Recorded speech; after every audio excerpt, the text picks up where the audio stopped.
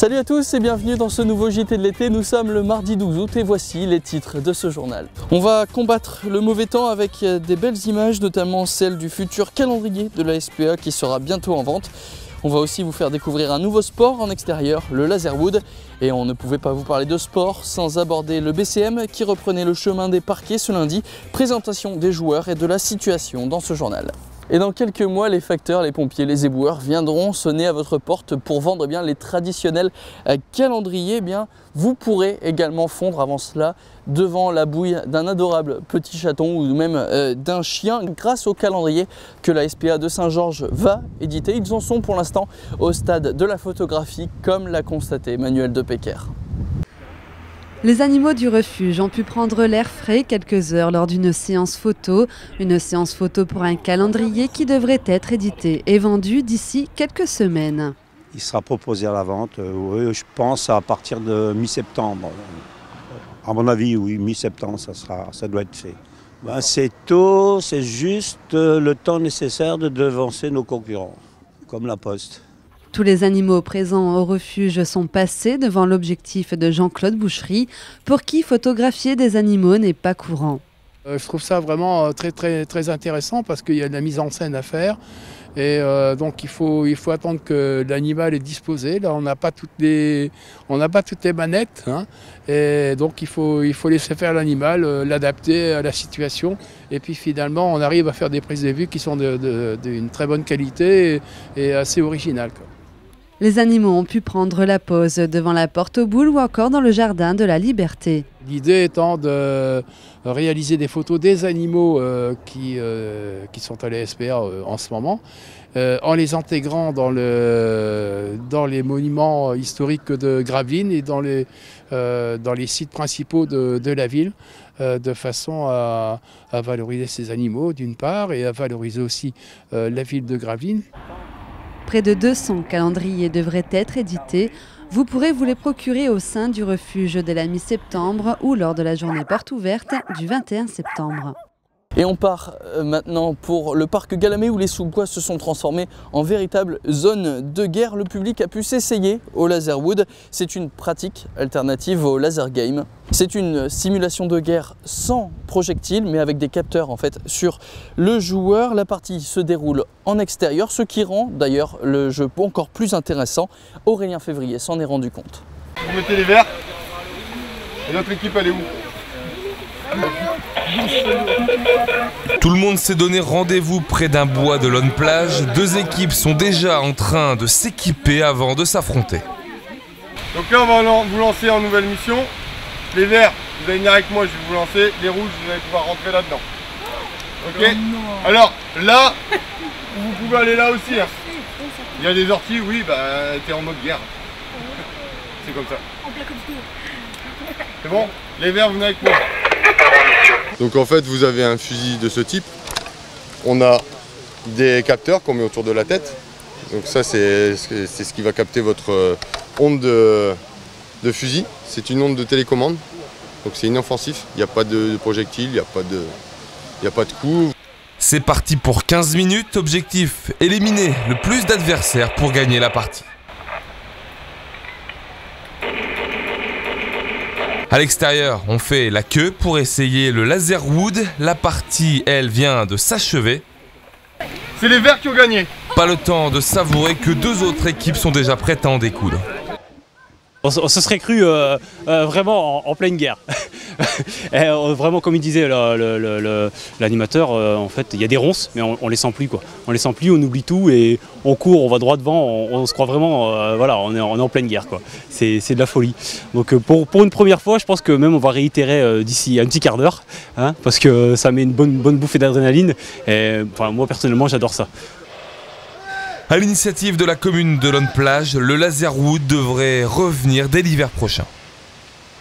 Le BCM a donc démarré sa nouvelle saison 2014-2015 ce lundi avec un effectif composé de 7 nouveaux joueurs, seul Solo Diabaté rescapé de la saison dernière. On compte aussi au sein de ce nouvel effectif des retours, celui d'Andrew Albici ou encore de Papsi. Aurélien Février était au premier entraînement hier matin à Sportica avec Christian Monchot. Le BCM a fait sa rentrée ce lundi à 10 h. Les joueurs avaient rendez-vous avec leur coach Christian Monchot pour leur premier entraînement collectif. Parmi eux, seul Solo Diabaté était présent la saison dernière. Grande lessive donc dans l'effectif. Le BCM version Christian Monchot saison 7 redémarre de 0.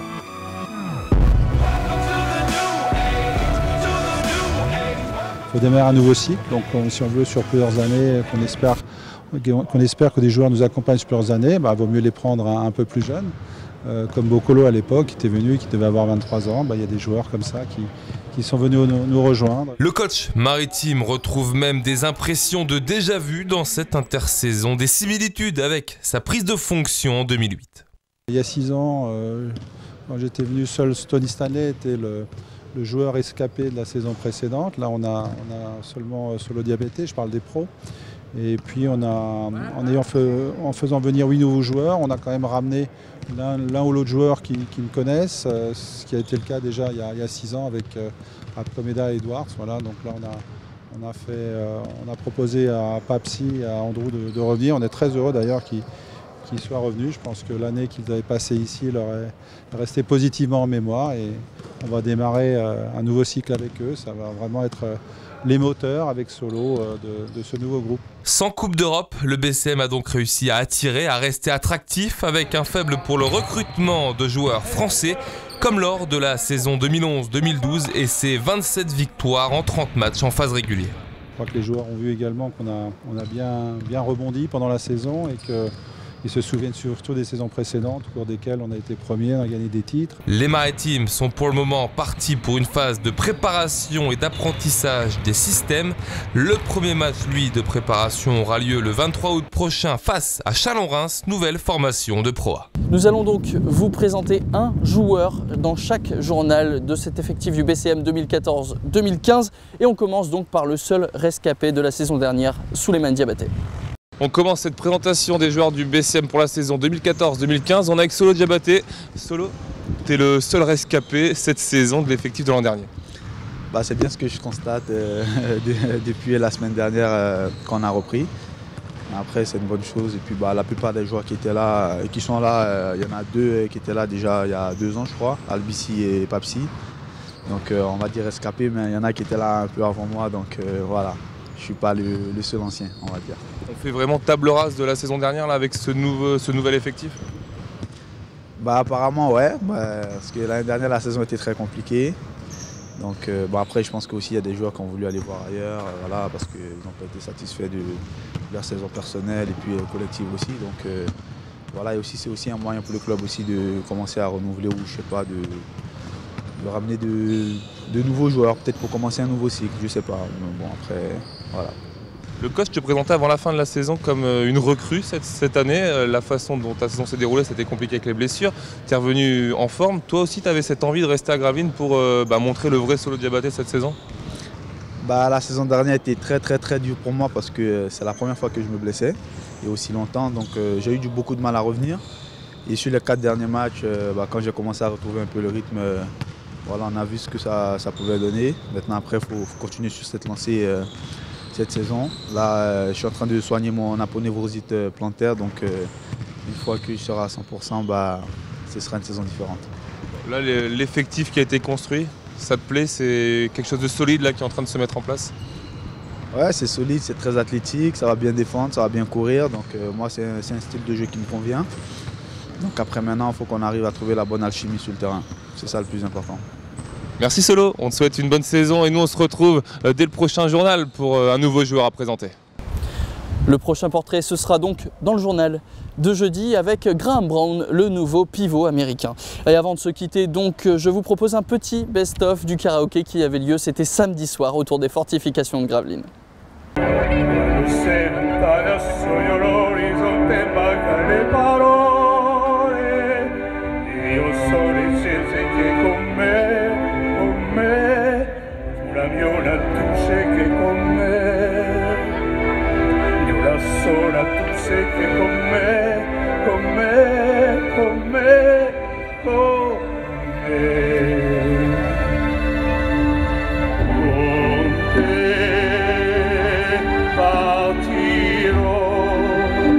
Quand la musique est bonne.